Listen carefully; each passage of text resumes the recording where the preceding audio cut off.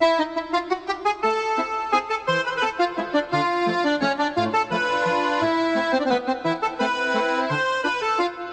Impressionistas, versão brasileira Audio News. Van Gogh.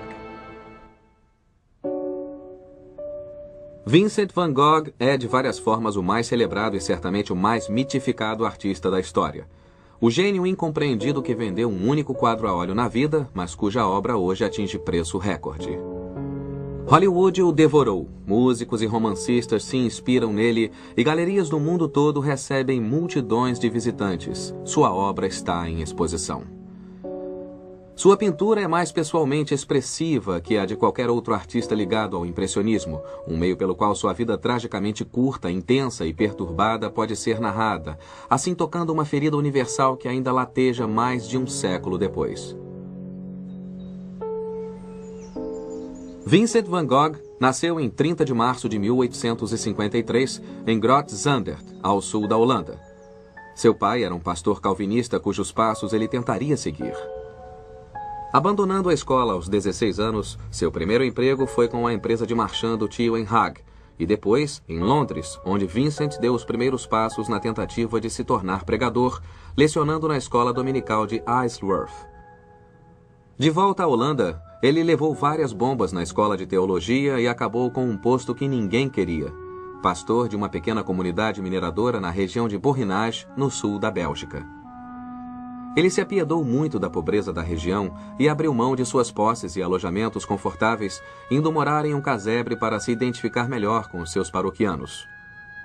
Mas a doença e o isolamento começaram a afetá-lo, e ele buscou refúgio em um talento natural, essencialmente autodidata: a arte.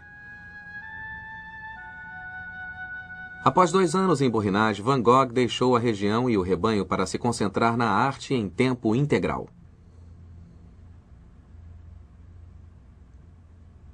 Aos 30 anos, com o auxílio financeiro de seu irmão Theo, Vincent tomou aulas de arte, mas seu trabalho decolou realmente quando, em 1883, ele foi morar com Classina Hurnik, uma prostituta de 32 anos de Hague, que Vincent chamava de Christine. Ela era sifilítica, alcoólatra, já tinha um filho e estava no fim da gravidez de outro. Efetivamente, esta se tornou a nova família de Van Gogh. Christine foi a modelo deste simples, estilizado e comovente desenho de sofrimento e solidão. Após alguns anos vivendo em Hague, na mais abjeta pobreza, o relacionamento de Van Gogh com Christine desmoronou e ele voltou para sua família no interior. Lá, seus pensamentos e sua paleta se voltaram para os homens e mulheres que trabalhavam na terra. Esta é a primeira obra-prima de Van Gogh. Ele só usava tintas a óleo há 4 anos, e este é o resultado. Chama-se Os Comedores de Batatas. Foi pintado em 1885, quando ele estava morando em Nonan com os pais, a sudeste da Holanda. Essencialmente é uma pintura de contrastes, entre claro e escuro, e de certo modo uma homenagem ao maior pintor holandês de todos os tempos, Rembrandt. Mas há detalhes. Se olhar ali, o relógio diz que são 7 da noite, hora da refeição noturna das 5 pessoas da família. Ali à direita, vê-se uma imagem religiosa que nos diz serem pessoas tementes a Deus. Mas, em essência, não são os detalhes ao fundo que interessam. É o contraste entre a escuridão do fundo e a luz aqui, no primeiro plano, caindo sobre a mesa como uma espécie de cenário de teatro, mas com a refeição no centro. Esse prato simples, as batatas, o café forte, quase da cor da terra. Todo o quadro é da cor da terra. Isso se afina com os 2 elementos-chave do quadro: as mãos e os rostos. As mãos são as nobres mãos dos trabalhadores, Van Gogh diz. Essas mãos ossudas, mas fortes, que trabalhavam a terra de dia e à noite, se ligavam ao que andavam produzindo, as batatas aqui, bem no centro. E então os rostos, agrestes ao ponto da caricatura. Vejam o cansaço no rosto da mãe. Vejam a idade que se pode perceber no rosto da mocinha, mesmo que ela tenha olhos brilhantes. Mas o que Van Gogh faz, em última análise, é não paternalizar. Ele não glamoriza ou romanceia como os pintores acadêmicos fizeram com famílias das classes trabalhadoras ou campesinas. O que ele diz é: não coloquem a roupa domingueira ou não vou pintá-los em uma pose artificial. Vou pintá-los como são. E é quase como se tivéssemos espiado pela janela e pescado um aspecto da vida doméstica contemporânea. A próxima grande obra de Vincent foi uma natureza morta que ele afirma ter pintado em um dia. Trata-se de um quadro carregado de simbolismos religiosos e biográficos para Van Gogh. Ele mostra uma Bíblia aberta, a Bíblia de seu pai, o pregador, que não era grande, mas certamente era melhor que Vincent. É uma pintura que comemora a vida e a morte do pai dele. O pai dele ter acabado de falecer foi o detonador e a vela à direita extinta é um símbolo. Mas também é um tipo de quadro que também trata de um tipo diferente de choque cultural. No primeiro plano está La Joie de Vivre, de Émile Zola. É um livro contemporâneo que trata, entre outras coisas, de aborto e suicídio. E é um livro que Vincent e seu pai discutiram muitas vezes. Mas havia um debate maior sobre cristianismo, um modo antigo e um novo de encarar o mundo. E tudo está incorporado no quadro. O choque, se preferir, está entre esses dois grandes livros. Mas também o fato de que esse livro está em francês e é de um grande escritor francês é um sintoma dos pensamentos e da mente de Vincent estarem em outro lugar. Era para a França que ele olhava e para Paris ele foi. Van Gogh chegou em Paris em 1886, ficando com seu irmão Theo, que fazia carreira como marchand de quadros de vanguarda, impressionistas em particular, cuja obra apaixonou Van Gogh de imediato, começando a influenciar seu próprio enfoque de arte. Este é o Boulevard de Clichy, pintado por Van Gogh no início de 1887, um dos períodos mais felizes de sua vida. Não só sua técnica e principalmente seu uso da cor mudaram e se desenvolveram, mas Paris também começara a exercer influência no tema de sua obra. As fumaças morais e sociais começaram a desaparecer. Mesmo já com 33 anos, Van Gogh começou a estudar a cor com a paixão de um jovem estudante. Em vez de tentar retratar exatamente o que está diante de meus olhos, escreveu ele, estou usando a cor mais arbitrariamente para me exprimir com eficiência. Seu irmão o apresentou a muitas figuras de proa da cena artística parisiense, Monet, Pissarro e uma nova geração que incluía Toulouse-Lautrec e Seurat. Ele também desenvolveu uma amizade especial com Paul Gauguin. Mas Paris ficava cada vez mais opressiva para Van Gogh, que se sentia restringido pela cidade e alienado por um ambiente artístico que não o respeitava nem sequer reconhecia seu estilo cada vez mais expressivo de pintar. Me parece quase impossível trabalhar em Paris, escreveu ele, a não ser que se tenha um local de refúgio onde possa se recobrar e recuperar a tranquilidade e o equilíbrio. Sem isso, ficar-se-ia irremediavelmente embrutecido. Evidentemente, era hora de uma mudança, e assim, ele pulou em um trem na direção sul e foi para a pequena cidade de Arles, na Provence. Nos 2 anos seguintes, Van Gogh pintou quase todas as suas mais celebradas obras em uma explosão de criatividade virtualmente sem paralelo na história da arte. Em O Pomar Rosa, pintado logo depois que ele chegou na Provence, quando o inverno dava lugar à primavera no início de 1888, sua paixão infantil pelo universo natural intensificou-se. Mantenha seu amor pela natureza, escreveu ele para o irmão, pois este é o modo verdadeiro de aprender a compreender a arte. A cada dia Van Gogh caminhava pelos campos em redor, procurando temas para pintar. Ele quase não falava com ninguém, exceto com um carteiro, que se tornou um de seus poucos amigos na cidade. E ele passava horas em seu quartinho de hotel escrevendo longas cartas para Theo e outros artistas, amigos, especialmente Gauguin, cuja visita ele desejava desesperadamente. Metafórica e literalmente, entretanto, as coisas ficaram muito claras quando ele encontrou um lugar inspirador para viver. E quando a primavera deu lugar ao verão, Van Gogh estava absolutamente encantado com Arles e a região provençal, uma área que atraía artistas há séculos, principalmente devido à sua luz brilhante, quase sempre ofuscante, que iluminava a cidade, os prédios e as pessoas, criaturas, como observou o holandês, que pareciam ter vindo de outro mundo. E foi aqui, neste local, em maio de 1888, que Van Gogh pintou um de seus quadros mais festejados.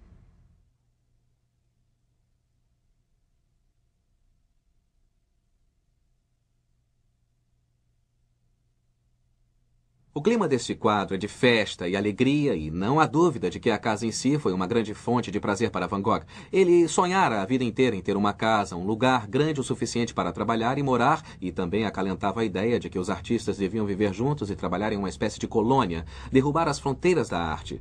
Na casa, ele pensou que isso era possível. Mas também há uma sensação de temor ou preocupação subjacente. Afinal, de certa forma, Van Gogh está exilado. Ele deixou o norte, a família e os amigos. Ele está a 16 horas de trem de Paris e ainda mais longe da Holanda. E só para lembrá-lo de que ele tem uma rota de fuga, ali está o trem. Acho muito interessante o modo como a pintura está composta, pois os olhos correm direto para o viaduto da ferrovia. Há um convite para ir para a direita, o caminho ali. Também pode-se ver o trem ou imaginar o trem cortando o quadro naquela direção. Assim, em essência, o que temos é um quadrado. O retângulo do quadro é abandonado e isto é quase um retângulo tridimensional, uma espécie de objeto esculpido montado bem no meio do quadro.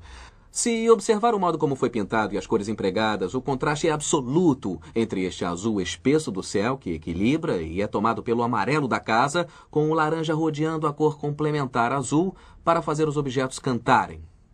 Em última análise, as pinceladas soltas, o efeito rodopiante que de certa forma separa tudo da própria casa, acaba por ampliar a casa. É quase uma espécie de local místico e creio que o convite, quando se acaba de estudar o quadro, é para se entrar na casa, exatamente o que se pode fazer na próxima pintura de Van Gogh.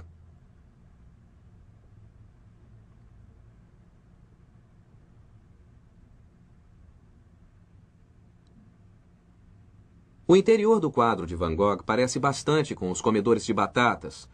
Nos é dada uma imagem de um mundo particular, mas diferente de os comedores de batatas, ele está carregado da presença do próprio Van Gogh. Também diferente de os comedores de batatas, ele é ofuscante, mesmo que estejamos do lado de dentro. Também é um quadro onde se começa a brincar com jogos visuais. Uma piada velha entre pintores é colocar quadros dentro de quadros e as pessoas tentam decifrá-los. Van Gogh faz isso. Ali estão dois retratos, um de um poeta e artista belga chamado Bock, à esquerda, e o outro de um soldado local. Estes são muito mais abstratos, ao nosso modo de ver, mas são desenhos. E lá está uma paisagem de Van Gogh em cima da cama. Vejam o espelho. Van Gogh está aqui onde eu estou e estamos olhando para o espaço. O espelho retorna nosso olhar igualmente, mas não vemos nada nele. Ele fica do outro lado do espaço, do complicado espaço do quadro. E temos a própria mobília, esta cama maravilhosamente aconchegante. Há boatos de que esta pintura foi feita para assegurar a seu irmão Theo que Vincent estava bem. Em outras palavras, aqui estou, em bem-aventurança doméstica. Este é meu santuário interior, tudo está perfeito. Mas aqui há também uma insinuação de tristeza. Há dois travesseiros, duas cadeiras, e a implicação é que este é o espaço pessoal de Vincent. Mas ele está desesperado para partilhá-lo com alguém. Em uma carta para o irmão Theo, ele diz que ia colocar um berço aqui, ou até uma figura feminina para transmitir aquela sensação de preenchimento ou complementação doméstica. No final, entretanto, somos deixados com o próprio Vincent, creio eu, retratado aqui. Este é um dos melhores autorretratos que ele fez, mas Vincent não é visto em parte alguma. No fim do verão, Van Gogh ficou felicíssimo ao saber que Paul Gauguin finalmente concordara em visitá-lo. E assim, Vincent se pôs a pintar um vívido presente de boas-vindas para o amigo.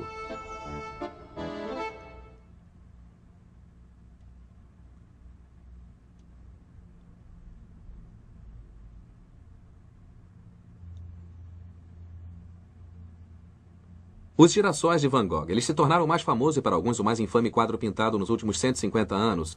Ele fez 10 versões e uma delas, 101 anos depois de pintada, em 1989, foi arrematada em um leilão por 25 milhões de libras. Tornou-se um emblema de Van Gogh e, de certa maneira, esses quadros se tornaram muito maiores do que na realidade se mostram quando somos por eles confrontados. Mas eu gosto muito deles e por muitas razões, entre elas a loucura total com que Van Gogh produziu a imagem. Este não é um arranjo floral, é um desarranjo floral. A coisa toda é uma mistura doida, como se ele tivesse agarrado o buquê inteiro dessas flores e enfiado no vaso. Algumas escorrem vaso abaixo, algumas se postam com um orgulho, quase comicamente eretas. E o modo como as pinceladas foram aplicadas. Às vezes são soltas, às vezes são expressivas, às vezes ele apunhala as flores para obter essa qualidade densa, táctil, onde estão as sementes. Vejam a cor, não há azul nos girassóis. Aqui ele está cuidadosamente equilibrado com laranja, é um instrumento de cor. Vejam o vermelho aqui, é quase sangue ou encarnado. O verde aqui se equilibra com o vermelho ali e também enquadra as pétalas que parecem prestes a cair. O quadro todo é uma saudação de Van Gogh a seu amigo Gauguin, quando Gauguin estava chegando para visitá-lo. Em vez de ir ao campo colher girassóis ou quaisquer outras flores para enfeitar-lhe o quarto, ele resolveu fazer o que fazia melhor, ou seja, pintar 3 versões de girassóis e pregá-las nas paredes. E ele contou em uma carta a Theo que Gauguin dissera ter visto a versão de Monet de um girassol em Paris e achava a de Vincent muito melhor. Isso significou muito para Van Gogh. Finalmente, eu adoro a assinatura aqui. É revelador Van Gogh não ter assinado no canto do quadro, mas se identificado diretamente com o tema. E ali está Vincent em azul, pois é preciso equilibrar, mas é Vincent. E como ele explicou em uma carta a Theo, eu assino meu nome Vincent, porque as pessoas não conseguem pronunciar Van Gogh. A visita de Gauguin foi um período altamente criativo para Van Gogh, que trabalhou quase freneticamente. Uma impressão de competição ou rivalidade se desenvolveu entre os dois, com Gauguin tentando convencer Vincent a usar sua imaginação em vez de usar apenas os olhos quando pintava. Mas com Van Gogh retaliando, criando pinturas ainda mais expressivas e visualmente impactantes. Mas a intensidade com que Vincent estava trabalhando e a notícia de que Gauguin planejava ir embora detonaram uma crise.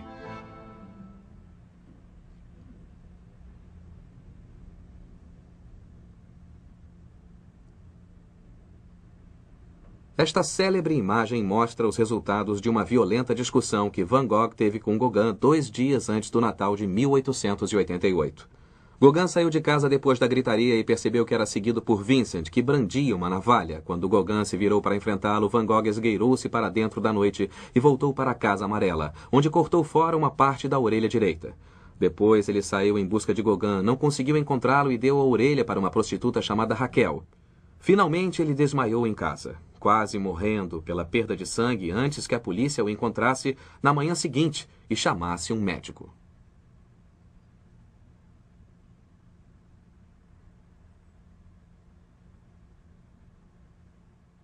Nos primeiros meses de 1889, depois da automutilação, a saúde mental de Van Gogh se deteriorou bastante. Ele comia e dormia em um hospital em Arles, mas fazia incursões ocasionais à Casa Amarela para pintar. Mas isso causou consternação entre os habitantes que pediram que o holandês louco, como o chamavam, fosse trancafiado por ser uma ameaça à sociedade. Assim, o próprio Van Gogh pediu para ser internado em um manicômio, e em 9 de maio de 1889, ele chegou aqui, ao manicômio de Saint-Paul-de-Moselle, em Saint-Rémy, 25 quilômetros a nordeste de Arles. Nos pátios e nos 2 quartos, um que ele usava para dormir, outro que ele usava como ateliê, ele foi capaz de pintar vorazmente.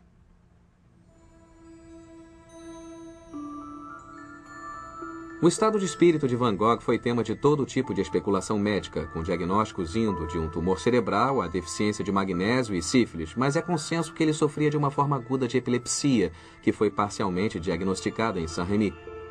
O trabalho me distrai infinitamente mais que qualquer outra coisa, disse ele a Theo. É possível que o melhor remédio fosse eu poder, por uma vez, me lançar a ele com toda a minha energia. A exata extensão do colapso sentido por Van Gogh está ilustrada graficamente em 2 quadros pintados com um intervalo de pouco mais de 1 ano.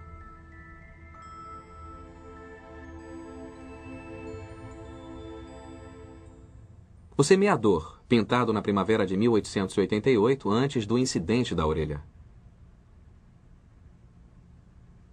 E Campo de Trigo com Ceifador, criado pouco depois. O primeiro retrata o plantio de nova vida em um campo dos arredores de Arles, com um imenso sol visível logo atrás. O segundo, o Campo de Trigo com o Ceifador, retrata o que à primeira vista parece uma brilhante imagem da colheita, mas que se revela uma sinistra imagem de agouro e mesmo de morte.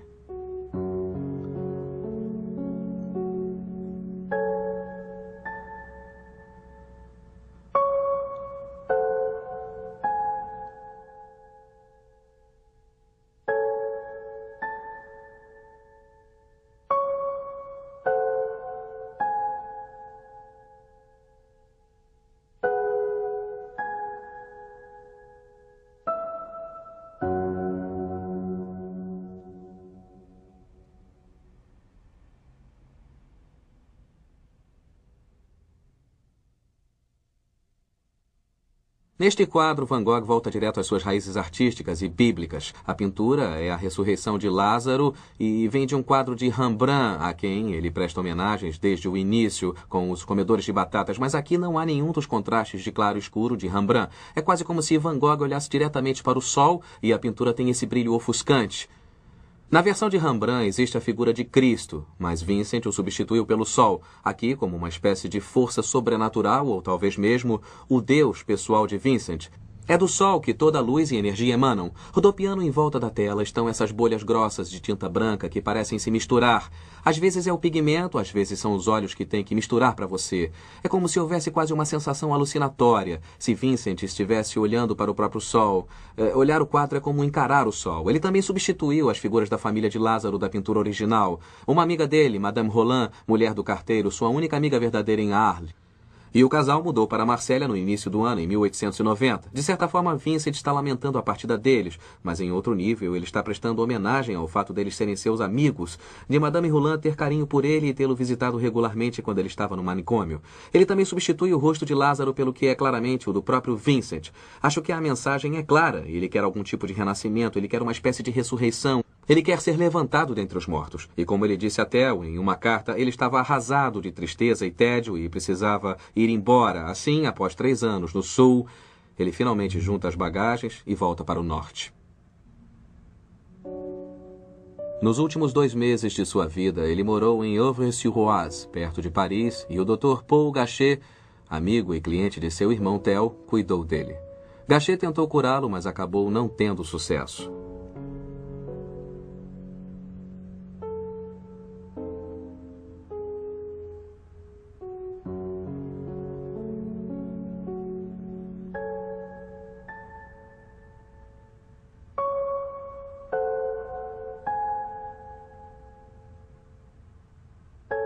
Vincent continuou pintando a paisagem, mas com a luz cinza do norte da França agora dominante em sua obra, que ficou cada vez mais angustiada.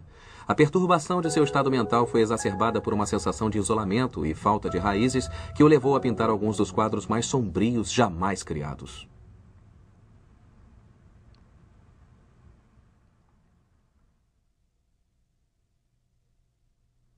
Esta é a última grande obra de Van Gogh, pintada cerca de 1 ou 2 semanas antes de sua morte. Chama-se Campo de Trigo com Corvos e mostra uma imagem de absoluto vazio e caos. Quando os olhos pousam sobre o quadro, eles são logo atraídos para cá e o padrão ocular todo se resolve sobre a superfície do quadro, assim como Vincent fizera com o pincel, batendo esses grossos talos de trigo. Depois, os olhos se voltam para o próprio céu, como se ele quase o esculpisse, moldando-o com as mãos. Ele enfiou as mãos na tinta e a fez girar. Aí tenta-se encontrar um caminho. No fim, então, a raiz do quadrado, metafórica e literalmente, é a estrada aqui, que serpenteia pelo quadro e aí joga você em lugar nenhum, talvez no esquecimento logo adiante. Dá para ver lá, logo além do horizonte, e como num estalo posterior, como se o fantasma do desespero descesse sobre ele com pinceladas secas e curtas, ele coloca os corvos, esses grandes símbolos de agouro. Este quadro marcou tragicamente o local do suicídio de Vincent. Em 27 de julho, a família que o hospedava subiu a seu quarto porque ele não compareceu ao jantar e o encontrou em uma poça de sangue, caído na cama. Ele dera um tiro logo abaixo do próprio coração, no campo de trigo, e se arrastara para casa. Seu irmão e um médico foram chamados e no dia seguinte, quando Theo chegou, ele pensou que Vincent sobreviveria, pois, como ele disse, ele era forte como um touro. Vincent estava fumando um cachimbo, bastante enfraquecido, mas fumando. Naquela noite, a situação piorou muito e, às 1h30 da manhã, Vincent morreu. O pároco local recusou-se a permitir o enterro, pois ele cometera o suicídio, mas no dia seguinte ele foi finalmente enterrado com girassóis, não os pintados, lançados em sua cova. Vincent van Gogh morreu com apenas 37 anos, tendo uma carreira efetivamente cravada em 9 dramáticos anos. Ele produziu quase 900 quadros, dos quais apenas um foi vendido em vida. Mas 10 anos após sua morte, sua arte e sua vida já estavam a caminho de se tornarem lendárias.